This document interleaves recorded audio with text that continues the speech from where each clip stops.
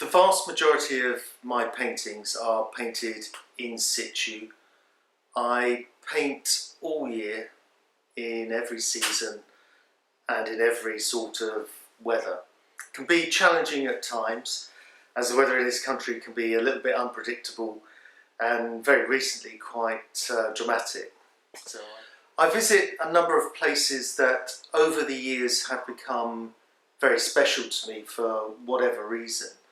And those places have inspired me to make paintings that I suppose reflect what I feel about landscape. And they tend to be places that are quite wild and quite empty sometimes, and very much about the sea, the sky, or the landscape that is vast and spacious and gives me something that is quite expressive. That I can deal with in my painting. When I'm out there, I tend to start quite slowly, and I will look and observe quite carefully, and I put down marks that are responses to what I'm looking at and observing, and I mix colours quite carefully, and it starts off very topographically, I suppose, which isn't something that I'm particularly interested in, but nevertheless that's how it starts. And I don't take any chances right at the start. I tend to start a conversation with the landscape, I suppose, and you're very polite, and you put down the things that you think are important and the colours you see, and you work away, and after a while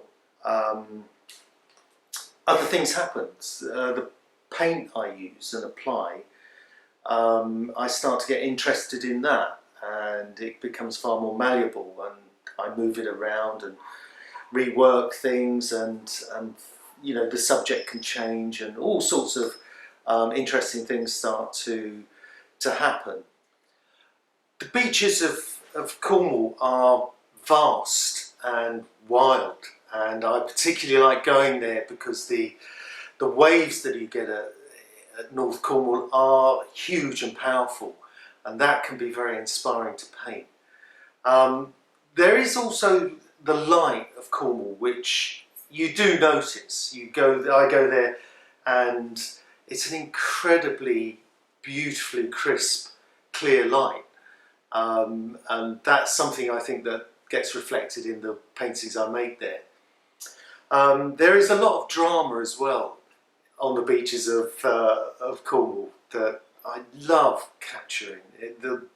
There's always a brisk wind that blows the sky and the clouds extremely fast, and the light changes, and the drama and theatrical side of what I'm looking at is really at the forefront, and it's very exciting. So I get a lot from my trips to Cornwall.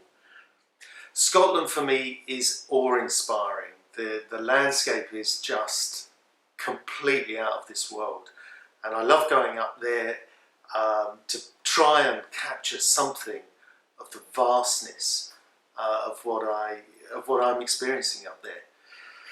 The painting of Jura was done on a day that was particularly wet. It rained all day, and then right at the end of the day there was this one gleam of light, and I've been working to try and do something with this painting that wasn't working at all.